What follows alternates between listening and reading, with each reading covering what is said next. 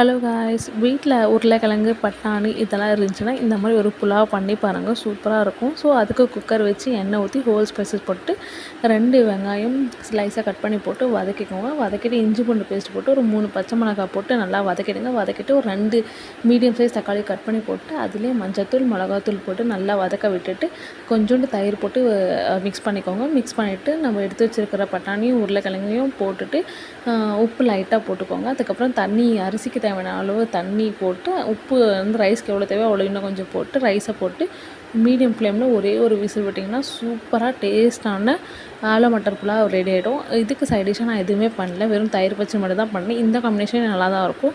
Suppose உங்களுக்கு side dish வேணும் அப்படின்னா இந்த மீல் மேக்கர் இருக்குங்களா, அதை லைட்டாக மசாலா தடவி ஃப்ரை பண்ணி இது கூட சைட் டிஷ்ஷாக வச்சு சாப்பிட்டு பாருங்கள், அவ்வளோ அருமையாக இருக்கும். இதை ட்ரை பண்ணி பாருங்கள். ட்ரை பண்ணி பார்த்துட்டு சொல்லுங்கள். பாய்.